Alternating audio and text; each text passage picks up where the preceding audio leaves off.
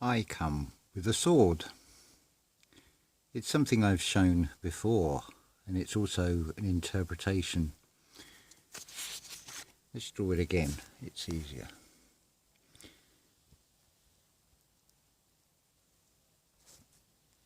The S.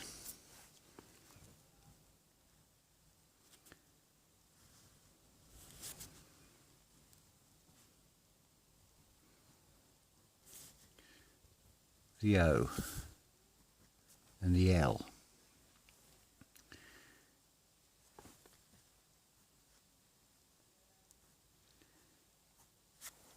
The saying is, find the kingdom within and all will be given to you. This is another way of expressing that with an image. It's a triangle, because we're trying an angel, which is you.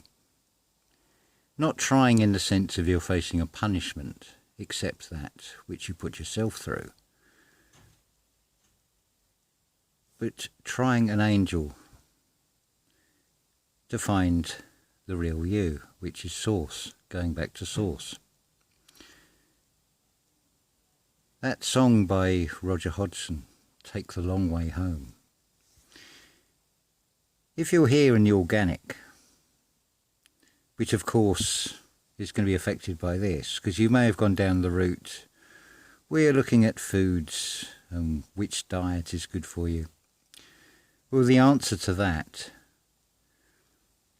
is listen to your body, but obviously you don't really be wanting to eating anything that involves slaughter, shall we say.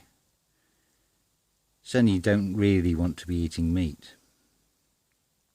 But that's entirely up to you. But then if you start looking into the process, the cess in the process of foods, and all the things that are bad for you, and of course it's coming from here where all the worry is created, which affects this. But that's all very well. This is all to do with the physical body. That's still holding on to a material, because the physical body is a soul. It's part of this soul, this S-O-L. It remains in this realm. That part you can't take with you. You didn't come into this world with that part, that organic body anyway. You can go over to this side and do it all from the mind, and you can get lost in all the details. You're not keeping that runway clear. So if you find the balance between the mind and the body, which is this point here, although we're still down here, but if you find this balance, this centre point, you don't worry so much about these. You do obviously the best for these. And I'll explain that. This 8, it's split into the body and the mind. So effectively, what you've got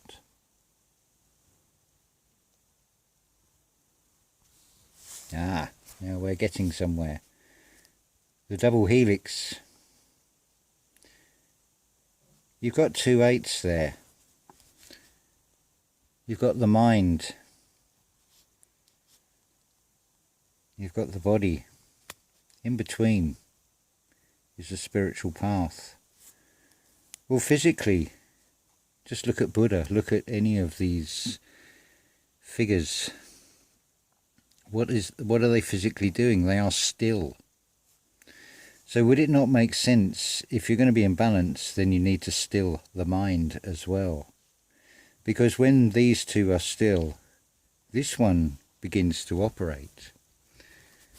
And then, instead of going between these two, backwards and forwards like a ping pong ball, in this playnet, being the ball bounced backwards and forwards between good and evil, when you're in the balance and you still these two,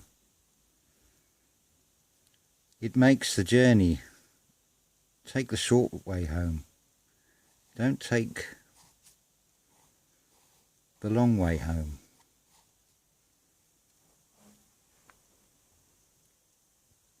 So how are you going to do that? It's all about meditation, finding somewhere quiet to sit, because you don't want to be in that reptilian fight or flight mode. This is why there's all this breathing techniques as well. It's all about stilling the body and then stilling the mind in the process.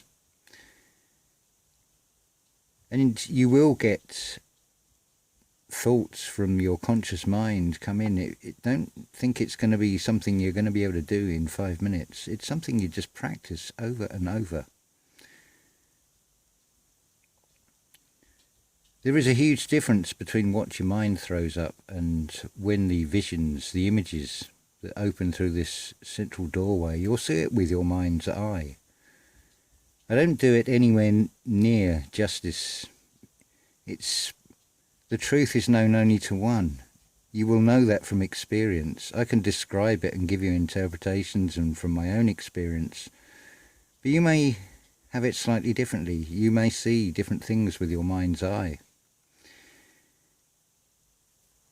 And I don't want to suggest anything that may influence, because it is distinct from the mind, that inner knowing and then that experience of it. But anyway, let's come back to these 8s. Because I come with a sword. This your ascension, that is I. I've shown this before. This your baseline. Here's your truth seeking, your lie exposing, because you'll just keep going round and round in circles. That then leads on to the spiritual path, the going within. But ultimately, it doesn't matter what anybody else has said or written. The most brilliant minds, the Manly P. Halls, the Neville Goddards, and many, many more, the words of wisdom being spoken by the living word today, which there's many channels I can think of. It would be unfair to mention names, and names are irrelevant, but they're at this stage. They're even higher up. They're now in their inner world, their inner peace. They're not messing around down here worrying about the devil in the detail of whether planes hit a building or whether it was a false flag shooting or whatever it happens to be. It's going beyond any of the new thought writers into this realm, this inner peace, this inner knowing, which you're only going to be able to get to by doing meditation. And that again is taking the short route rather than doing the long route, because you can go round this infinite times. You wonder why it's a world. It's world and world and world, and it's kept like that for a reason, to get your attention. Because while you're giving your energies to any of these, I'm not saying you shouldn't, this is a very useful experience, because there's so many ways of expressing the same thing ultimately. And it's what resonates best, what appeals to you, what sounds right to you, how it is said. Only you know. It'll resonate with you or it won't. It could be the tone of the voice, it could be the way it's explained. But then you get to this level, which is starting to go outside of words. But the only way to do this is to keep practicing the meditation. You didn't learn the 12 times table in one go. It's through repetition. You're impressing upon the mind. But it's up to you what you look at. That's what your free will is all about. It's what it's always been. It's what it will always be. But ultimately, the game will be up and you'll get tired of the game and you'll just want to get to here anyway. Those of you that have had the taste of it, even as a concept, will just know anyway. It's all possibilities. I would say at the moment I'm sitting about here. Probably maybe getting up to about here. Doesn't make me any higher or lower, because I'm just an expression. I'm just a vessel expressing the all in a unique way, which any one of you can be, any one of you can find. It's not about waking people up. It's not about anything, because it's all within it. When you get to this stage, you start to realize, and then it's beyond all possibilities, all potentials. So don't live in fear. Don't stay down here when there's a short way. But you can take the long way home. But it's like this pattern as well. You can take the short way and you can get to a certain point, and then something will really pull you and you'll want to have a look at it. But don't worry about it, because it's all part of your experience. Eventually you'll come back to this center line again. There is absolutely nothing to worry about at all, except what you create in the world, in your mind. What you choose to give your attention to, what you choose to worry about. Or you can withdraw that energy, you can withdraw that attention from it and find that inner peace. Then you'll start to see that veil is torn apart and you have total freedom, because you can do it all in the mind.